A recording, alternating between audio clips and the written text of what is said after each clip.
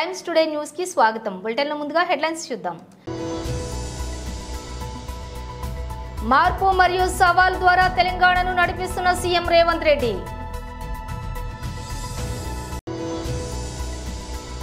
తెలంగాణ భవన్లో మీడియాతో మాట్లాడుతున్న BRS working president KTR.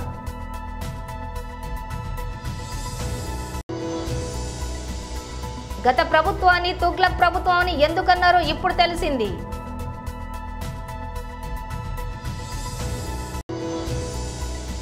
Jagananna మాకు భరోసా ఇచ్చారు, ఇంకా ఇలాంటి కేసులు ఎన్ని పెట్టినా మేము భయపడం. ఇంటూరి రవికిరణ్ సతీమణి.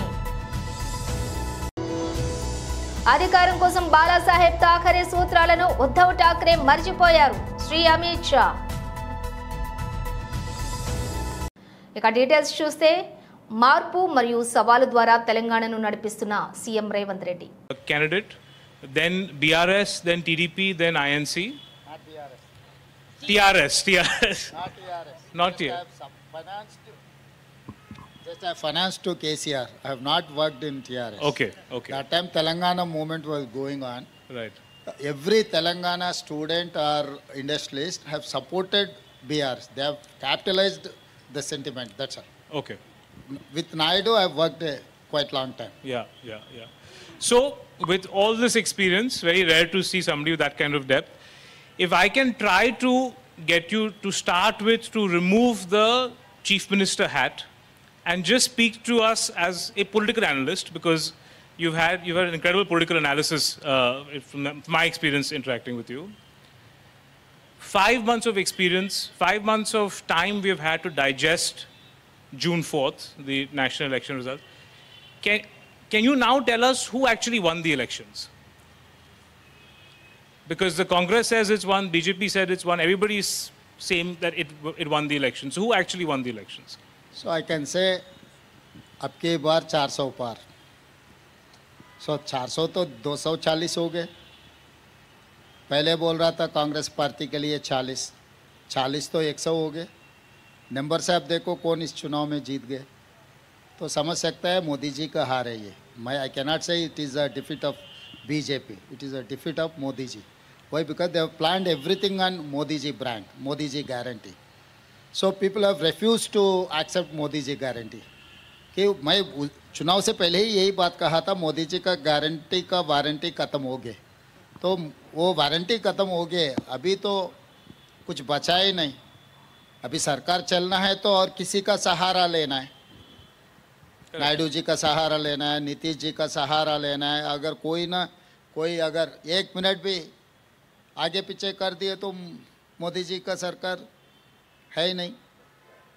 तो सीधा हम समझ सकते हैं कि ये हार मोदी जी का हार. But similarly, would you say that the Congress, in a sense, would you call it a victory? That we've gone almost to 100?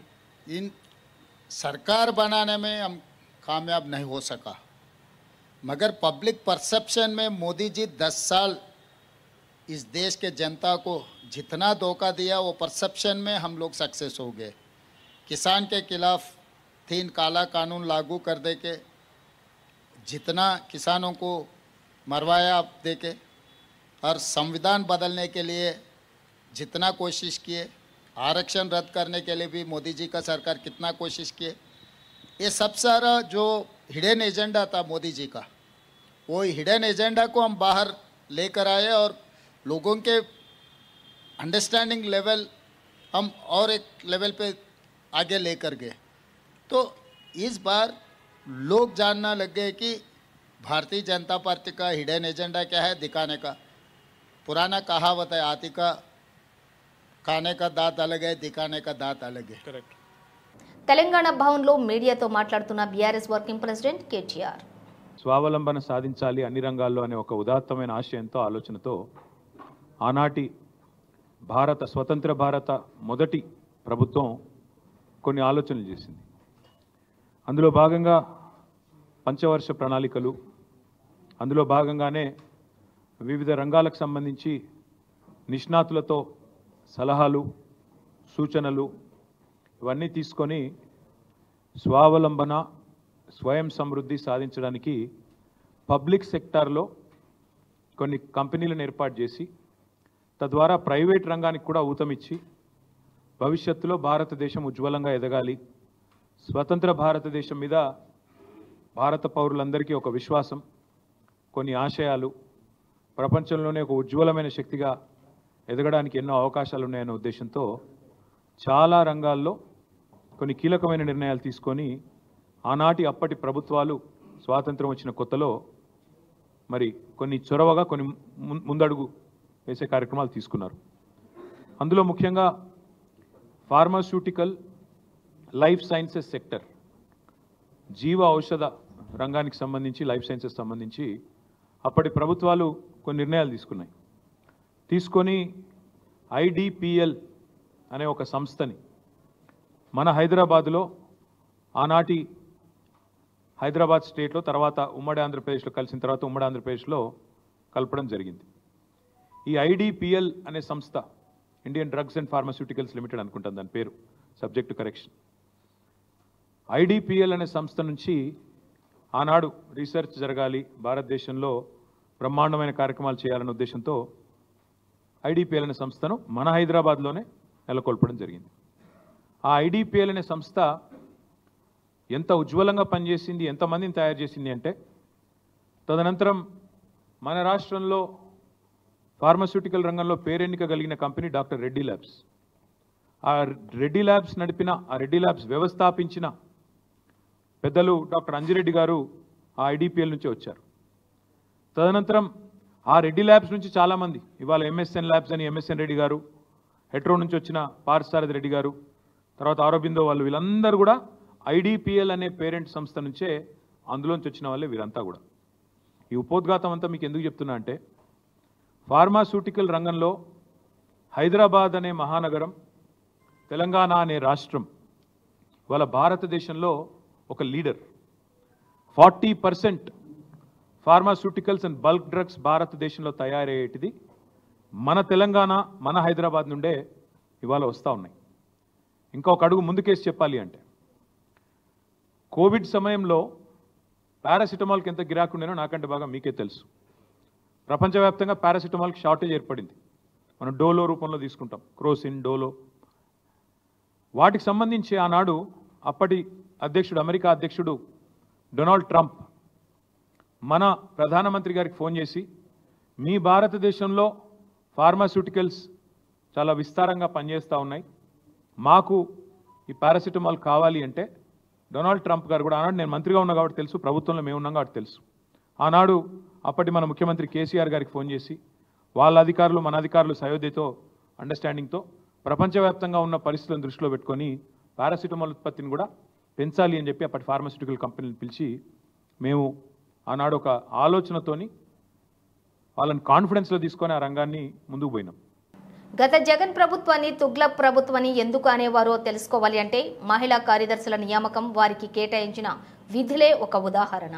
Last government అసలు ఇటువంటి దాన్ని ఏమంటారు యాక్ట్లను కూడా చదువుకోకుండా ఎంత గుడ్డిగా ఇటువంటి జీవోలు ఇష్యూ చేసిందని చెప్పడానికి ఇది ఒక తార్కాణంగా మనం భావించవచ్చు. ఎందుకంటే యాక్చువల్ గా వీళ్ళని గ్రామ వార్డు మహిళా సంరక్షణ కార్యదర్శుల కింద ఇందాక సభ్యులు చెప్పినట్టుగా జీవో నెంబర్ MS నెంబర్ 129 ప్రకారం 2019లో వీళ్ళు నియమించడం జరిగింది అధ్యక్ష. ఓవరాల్ గా చూస్తే అధ్యక్ష వీళ్ళు 15,000 మంది రిక్రూట్మెంట్ చేస్తే అధ్యక్ష దగ్గర 13,815 మంది మహిళా సంరక్షణ కార్యదర్శుల కింద పనిచేసే పరిస్థితి ఉంది అధ్యక్ష. అందులో సుమారుగా 1,189 ఆటోమేటిక్ ఇంకా ఖాళీలు ఉన్నాయి అధ్యక్ష. అయితే 13,815 మందికి అధ్యక్ష 2021కి వచ్చేసరికి మళ్ళీ జీవో నెంబర్ 60 ప్రకారం చేసుకుని వాళ్ళని ఒక మహిళా రక్షణ కార్యదర్శుల కింద వార్డు లేక గ్రామ మహిళా రక్షణ కార్యదర్శుల కింద మార్చి వాళ్ళకి ఒక సెపరేట్ జాబ్ చార్ట్ ఇచ్చారు అధ్యక్ష. జాబ్ చార్ట్ లో కూడా అధ్యక్ష చూస్తే పోలీస్ డిపార్ట్మెంట్, ఇందాక కోన రవికుమార్ గారి సభ్యులు చెప్పినట్టుగా, ఒక చీఫ్ సెక్రటరీకి ఎన్ని బాధ్యతలు ఉంటాయి అన్ని బాధ్యతలు కూడా ఒక గ్రామ మహిళా సంరక్షణ కార్యదర్శికి అప్పచెప్పడం అనేది చూస్తేనే అధ్యక్ష లాస్ట్ గవర్నమెంట్ తాలూకు అవివేకం అనేది చాలా క్లియర్ గా అర్థమవుతుంది అధ్యక్ష. ఎందుకంటే అధ్యక్ష ఈ రోజు మనం ఇక్కడ చూసుకుంటే అధ్యక్ష పోలీస్ డిపార్ట్మెంట్ లో ఒక ఉద్యోగం సాధించాలంటే వాళ్ళు శారీరక దారుఢ్య పరీక్షలు వాళ్ళు నెగ్గాలి, రిటర్న్ టెస్ట్ వాళ్ళు ఎగ్జామ్ పాస్ అవ్వాలి, 9 months ట్రైనింగ్, కఠోరమైన ట్రైనింగ్ ఉంటుంది అధ్యక్ష. కఠోరమైన ట్రైనింగ్ తర్వాతనే ఆ పోలీస్ కానిస్టేబుల్స్ కింద వాళ్ళు అందరూ కూడా బయటకు వచ్చి పోలీస్ డిపార్ట్మెంట్ వర్క్ చేసే పరిస్థితి ఉంటుంది అధ్యక్ష. కానీ వీళ్ళని మహిళా రక్షణ కార్యదర్శి కింద ఏర్పాటు చేసిన తర్వాత కేవలం 2 వారాలు వాళ్ళకి ట్రైనింగ్ ఇచ్చి, ఒకటేమో ఒక వారం పోలీస్ డిపార్ట్మెంట్ వాళ్ళు, ఇంకొక వారం ICDS డిపార్ట్మెంట్ వాళ్ళు ట్రైనింగ్ ఇచ్చి, ఓవరాల్ గా చెప్పాలంటే వీళ్ళు గ్రామాల మీద వదిలేశారు అధ్యక్ష. వాళ్ళు పంపించిన తర్వాత కూడా వాళ్ళకి ఇష్టాలు కూడా గ్రహించకుండా పోలీస్ డ్రెస్ కూడా వాళ్ళకి వేయడానికి ఇంచుమించుగా పోలీస్ యూనిఫామ్ కూడా వాళ్ళకి వేయాలి అని చెప్పి వాళ్ళు రిస్ట్రిక్ట్ చేస్తే వాళ్ళు కూడా దానికి భయపడి బాధపడి చాలా మంది కోర్టులకు వెళ్ళిన సందర్భాలు కూడా ఉన్నాయి అధ్యక్ష. ఈ రోజు కోర్టులో దగ్గర 7 రిట్ పిటిషన్లు మహిళా కార్యదర్శికి సంబంధించి ఆ పోలీస్ డ్రెస్ విషయంలోని కానీ వీళ్ళు జాబ్ చార్ట్ ఒక అవగాహన లేకుండా డబ్బులు ఇచ్చుకుని పెట్టుకున్నాడు కదా, ఆ మేధావులందరూ కలిపి ఆల్రెడీ 12,000 మంది వీళ్ళు పనిచేస్తున్నారు కదా, వీళ్ళని మనం పోలీసుల కింద కన్వర్ట్ చేసేస్తే వాటిని తగ్గించి వచ్చని ఒక ఉచిత సలహా పడేశారు అధ్యక్ష. దానికి వెనకాతలు ఒక పోలీస్ డిపార్ట్మెంట్ మీద ఒక అవగాహన, పోలీస్ రిక్రూట్మెంట్ మీద ఒక అవగాహన, వాళ్ళ తాలూకా జాబ్ చార్ట్ మీద ఒక అవగాహన ఉండుంటే ఇలాంటి పని చేసి ఉండేవారు కాదు అధ్యక్ష. ఈ రోజు వీళ్ళ పరిస్థితి ఏమైపోయిందంటే వీళ్ళు వెళ్ళి రిపోర్ట్ చేయాల్సింది గ్రామ సెక్రటరీకి రిపోర్ట్ చేయాలి, వీళ్ళ అడ్మినిస్ట్రేటివ్ పవర్స్ ఎక్కడ ఉంటాయంటే పోలీస్ డిపార్ట్మెంట్ దగ్గర ఉంటాయి, వీళ్ళకి జీతం ఇచ్చేదేమో ఎంపీడీఓ, లీవ్ ఇచ్చేదేమో ఎంపీడీఓ, మళ్ళా తిరిగి ఒకవేళ ట్రాన్స్ఫర్ అవ్వాలంటే డిపార్ట్మెంట్ కలెక్టర్ దగ్గరికి వెళ్ళాలి అధ్యక్ష. అంటే వీళ్ళకి సంబంధించి ఒక అథారిటేటివ్ ఆఫీసర్ ఒకరు కూడా లేక ఇన్ని డిపార్ట్మెంట్స్ తో పోనీ పైకి వచ్చిన తర్వాత పని చేద్దామంటే వీళ్ళు తాలూకా అంటే పైచి ఎంత పెరిగిపోయిందంటే లాస్ట్ గవర్నమెంట్ కి వీళ్ళ చేతే తక్కువ జీతాలు ఇచ్చి ఎక్కువ పని చేయించుకుందామని క్రైమ్ ఆఫ్ ఎఫెన్స్ దగ్గర కూడా కాపాడడానికి కూడా వీళ్ళు తీసుకెళ్లాలంట, నాన్ బెయిలబుల్ వారెంట్లకు సంబంధించి వీళ్ళు సపోర్ట్ చేయాలంట, అక్కడికి వెళ్లి మహిళా సంరక్షణ కార్యదర్శుల కింద మహిళా రక్షణ కార్యదర్శుల కింద అక్కడ ఉన్న అవగాహన కల్పించడం, లేకపోతే ఐసిడిఎస్ సంబంధించి ఏదైనా మిడ్ డే మీల్స్ చూడడం అంతవరకు ఓకే. ఆఖరికి పోలీస్ డిపార్ట్మెంట్ కి వాళ్ళ ఇన్వెస్టిగేషన్ లోని కూడా వీళ్ళు హెల్ప్ తీసుకొని చేసుకునే పరిస్థితి కనిపించింది. లాస్ట్ గవర్నమెంట్ లో చాలా మంది మాతోనే మొరపెట్టుకున్నారు అధ్యక్ష. మేము ప్రతిపక్షంలో ఉండేటప్పుడు పోరాటాలు చేసేటప్పుడు మమ్మల్ని ఆపడానికి ఈ మహిళా కానిస్టేబుల్ తో పాటు మహిళా పోలీసులు కూడా పంపించేవారు. ఈ ప్రభుత్వంలో పోలీసులు అక్రమ అరెస్టులు చేస్తున్నారు. ఒక స్టేషన్ నుండి బయటకు వచ్చాక మరో స్టేషన్ పోలీసులు వచ్చి తీసుకెళ్తున్నారు. పైనుంచి వచ్చిన ఫోన్ ఆధారంగా పోలీసులు ప్రవర్తిస్తూ ఉన్నారు. ఇంటూరి చెప్పని విషయాలను చెప్పినట్లుగా సంతకాలు పెట్టించుకుంటూ ఉన్నారు. అయితే జగనన్న మాకు భరోసా ఇచ్చారు, ఇంకా ఇలాంటి కేసులు ఎన్ని పెట్టినా మేం భయపడం. పోలీసులు అరెస్ట్ చేస్తూనే ఉన్నారు. గుంటూరు దగ్గర నుంచి ఫస్ట్ గుడివాడ వచ్చి తీసుకెళ్లారండి. గుడివాడ వచ్చి పోలీసులు వచ్చి గుడివాడ తీసుకెళ్లారు. అక్కడి నుంచి స్టార్ట్ అయ్యింది. లాస్ట్ మంత్ 21వ తారీఖు నుంచి ఇప్పుడు వరకు గుడివాడలో 2 అన్నారు. తర్వాత అరండల్పేట 1, వైజాగ్లో 2, మొత్తం ఆయన మీద 9 కేసులు వేశారండి. గుడివాడలో గుంటూరులో చూసుకుని ఆయన ఇంటికి వచ్చిన తర్వాత ఆ నెక్స్ట్ డే వచ్చి దువ్వాడ పోలీస్ స్టేషన్లో పోలీసులు వచ్చారండి. స్టేషన్ నుంచి వచ్చాం సైన్ అని చెప్తున్నారు. నాకు ఒక రిపోర్ట్ కానీ ఇది అసలు వాళ్ళు ఏం సబ్మిట్ చేయట్లేదు, మనిషిని సైన్ అని చెప్పి తీసుకెళ్ళిపోయి అక్కడ పొద్దున్నుంచి రాత్రి వరకు కూర్చోబెట్టి అతనితో చాలా వరస్ట్గా బిహేవ్ చేస్తున్నారు. లోపల సిఐలు కానీ పోలీసులు కానీ అందరూ చాలా వరస్ట్గా బిహేవ్ చేసి వాళ్ళకి పోలీసులకి ఫోన్లు వచ్చి వాళ్ళు ఏం చేయమంటున్నారో అది ఆ ఫోన్లో వచ్చిన వాటిని వాళ్ళు ఫాలో అవుతున్నారు. వాళ్ళు ఆ ఫోన్లో ఏం చెప్తున్నారో దానికి సంబంధించి చేస్తున్నారు. ఆయన్ని ఒక అంటే ఇప్పుడు ఏదో కేసు మర్డర్ చేసి అలా వచ్చినట్టుగా బిహేవ్ చేస్తున్నారు. బయటకు వచ్చిన తర్వాత మాకు స్టేషన్ బెయిల్ వచ్చిందని చెప్తున్నారు. బయటికి తీసుకొచ్చేసరికి ఇంకో స్టేషన్ పోలీసులు రెడీగా ఉంటున్నారు. రెడీగా ఉండి ఆయన్ని ఎక్కించుకుని తీసుకెళ్ళిపోతున్నారు. ఎక్కడికైనా అడిగితే చెప్పట్లేదు. ఏం కేసు మీద అరెస్ట్ చేస్తున్నారంటే చెప్పట్లేదు. మాకు ఎలాంటి ఇంటిమేషన్ ఇవ్వకుండా అరెస్ట్ చేస్తున్నారు. వచ్చి ఈ కేసు ఈ పోలీస్ స్టేషన్ కాదు ఇంకో స్టేషన్ ఇలాగా మమ్మల్ని రాష్ట్రం అంతా తిప్పుతున్నారు. లాస్ట్ మొన్న 2 డేస్ బ్యాక్ మొన్న జరిగిందండి. రాణిపేట నుంచి మహారాణిపేట నుంచి రాజమండ్రి నుంచి పోలీసులు వచ్చి ఈవినింగ్ 7కి తీసుకెళ్ళిపోయారు. రాజమండ్రి తీసుకొచ్చారు. నిన్నేమో అక్కడ రాజమండ్రిలో సీఏ అయితే చాలా వరస్ట్గా బిహేవ్ చేశాడు. అతనికి అప్డేటు అనవసరంగా అక్రమంగా అతను చెప్పని దాని మీద సంతకాలు పెట్టించుకున్నారు. రిమాండ్కి వేశారు. నేను సెంట్రల్ జైలుకి పంపించారు. నేను రిమాండ్ వేసి ఇవన్నీ జరుగుతున్నాయి. మమ్మల్ని ఊరంతా తిప్పుతున్నారు, రాష్ట్రమంతా తిప్పుతున్నారు. ప్రతి స్టేషన్లో కేసు పెడుతున్నారు. ఏ స్టేషన్లో కేసు ఫైల్ అయితే ఆ కేసుని మా ఇంటూరి రవికిరణ్ మీద యాడ్ చేసేస్తున్నారు. ప్రతి స్టేషన్లో కేసు పెడుతున్నారు. ఆ విషయం చెప్పుకుందామని జగనన్న దగ్గరికి వచ్చాం మేము ఈరోజు. జగనన్న మాకు భరోసా ఇచ్చారు. జగనన్న మాకు అండగా ఉంటామని చెప్పారు. ఎన్ని పెట్టుకుంటారో పెట్టుకోండి, మాకు జగనన్న అండగా ఉన్నాడు. నేను ఈరోజు పోలీసులు ఎవరైతే ఉన్నారో ఎంత అక్రమంగా అతన్ని ఇచ్చేస్తున్నారో వాళ్ళందరి మీద ప్రైవేట్గా కేసులు పెడతాను నేను. ఉద్ధవ్జీ అధికారం కోసం బాలాసాహెబ్ థాకరేజీ సూత్రాలను మర్చిపోయారు. ఔరంగాబాద్ పేరును సంభాజీ నగర్గా మార్చడాన్ని వ్యతిరేకించిన, ట్రిపుల్ తలాక్ రద్దును వ్యతిరేకించిన, ఆర్టికల్ 370 రద్దును వ్యతిరేకించిన, సర్జికల్ స్ట్రైక్ను వ్యతిరేకించిన వారితో ఉద్ధవ్ బాబు కూర్చున్నారు. ये जो अगाड़ी है ये अगाड़ी केवल और केवल तुष्टीकरण करना चाहती है और उद्धव जी सत्ता के लिए सारे बाला साहब के पूरे सिद्धांत भूल कर बैठे। उद्धव बाबू, आप किसके साथ बैठे हो? जिन्होंने औरंगाबाद का नाम संभाजी नगर बनाने का विरोध किया, उसके साथ बैठे हो। जिन्होंने राम मंदिर बनाने का विरोध किया, उनके साथ बैठे हो।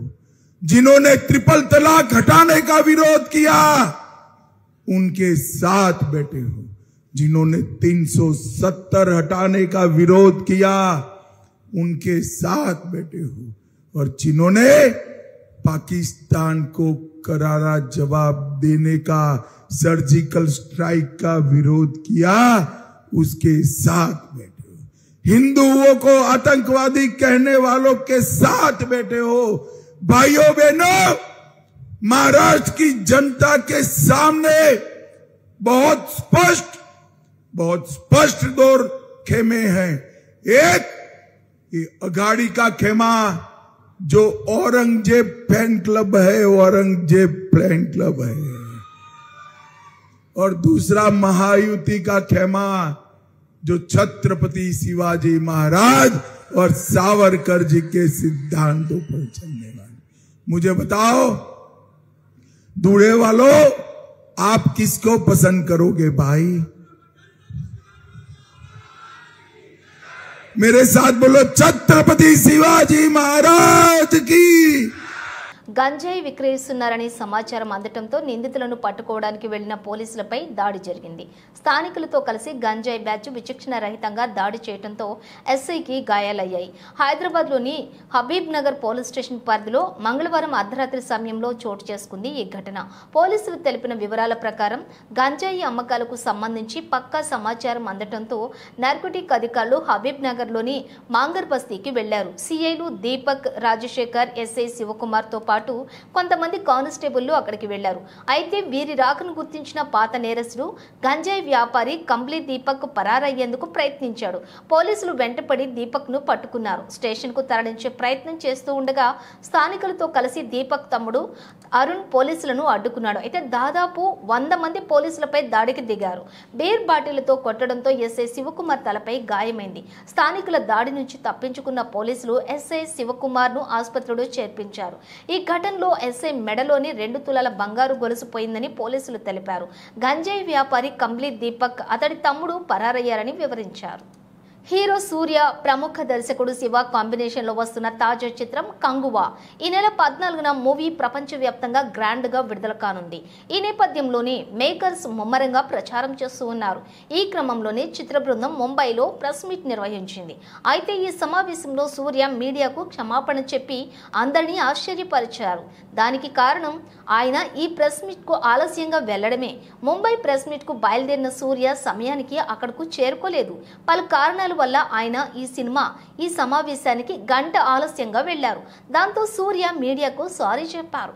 ఈ ప్రెస్ మీట్ లో సూర్య మాట్లాడుతూ, ఆలస్యంగా వచ్చినందుకు క్షమించండి, ట్రాఫిక్ వల్ల లేట్ అయిందని సాకులు చెప్పను, మీ అందరి సమయానికి నేను విలువనిస్తాను, అయితే దీన్ని నేను నియంత్రించలేకపోయా అని సూర్య అన్నారు. ఇక ఈ మీడియా సమావేశంలో కంగువా సినిమాపై పలు ప్రశ్నలకు సూర్య సమాధానమిచ్చారు. Tell us, how does it all feel? Because it's just 2 days. November 14th is when we'll get to see the movie in theaters. Thank you for this time. And I'll first apologize for a delay. It's not even Mumbai traffic, it is air traffic. We've been taking flights every day. Excuses apart, sincere apologies. We all value your time, but I couldn't have control over this to come here. So, I hope we have your love. Still have your love. Thank you. To all my family here, thank you so much for being part of Kanguva and voting for Kanguva and cheering for Kanguva. Kanguva has been a very, very special journey for me. After 27 years, it's only like we all feel like a responsibility to give back a epic film, experience film. Just not a film which we can maybe watch later, but this has to be a film which we all can enjoy in the theaters, and that's why 3D, and that's why we've chosen a script or an idea like this. Of course, yes, it started with one state, but I think everybody from all over, all language speaking people are part of this film, and that's why we call it an Indian film, and hopefully it will be a global, wonderful global watch also. Kangwa is releasing on the 14th. It is our baby. We need all your love and all your support. Thank you. Kodangal ప్రాంతంలోని రైతుల భూములను లాక్కొని అక్కడి రైతులను అక్రమ అరెస్టును మాజీ MLA Narender Reddy అరెస్టును నిరసిస్తూ ఓయూ ఆర్ట్స్ కళాశాల వద్ద బీఆర్ఎస్పీ విద్యార్థి నాయకులు ముఖ్యమంత్రి రేవంత్ రెడ్డి దిష్టిబొమ్మను దహనం చేశారు. ఈ సందర్భంగా విద్యార్థి నాయకులు మాట్లాడుతూ ప్రభుత్వం ఉంది కదా అని రైతులను కష్టపెట్టడం చాలా బాధాకరమని, దీనికి కాంగ్రెస్ ప్రభుత్వం తగిన మూల్యం చెల్లించాల్సి వస్తుందని హెచ్చరించారు. అక్రమ అరెస్టులు చేసిన రైతులను, మాజీ ఎమ్మెల్యేలను విడుదల చేసి కలెక్టర్ క్షమాపణ చెప్పాలని డిమాండ్ చేశారు.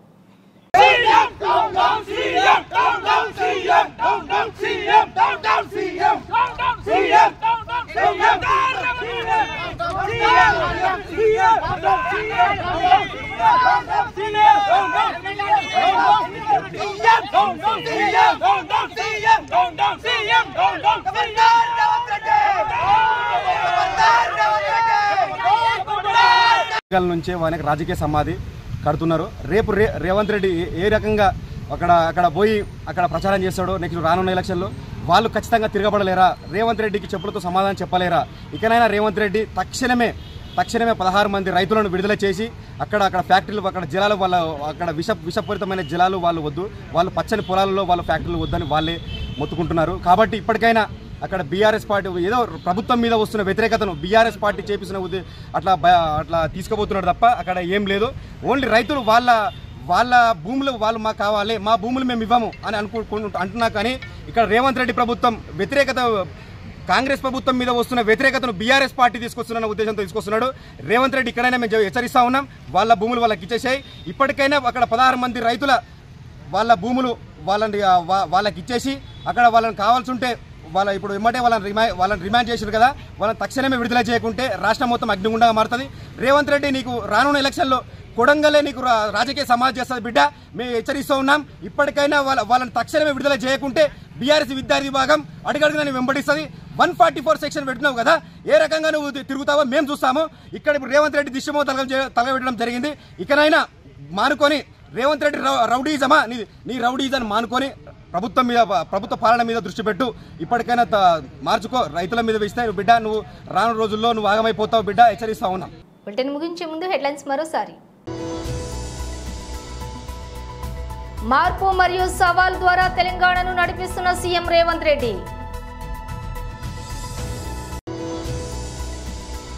తెలంగాణ భవన్లో మీడియాతో మాట్లాడుతున్న BRS working president KTR.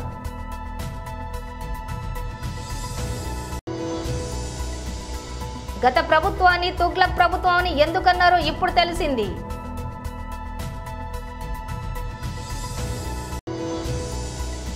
Jagananna మాకు భరోసా ఇచ్చారు, ఇంకా ఇలాంటి కేసులు ఎన్ని పెట్టినా మేము భయపడం. ఇంటూరి రవికిరణ్ సతీమణి. అధికారం కోసం బాలాసాహెబ్ థాకరే సూత్రాలను ఉద్ధవ్ ఠాక్రే మర్చిపోయారు, శ్రీ అమిత్ షా. ఇవి బులెటిన్ విశేషాలు. మరో బులెటిన్తో మళ్ళీ కలుద్దాం.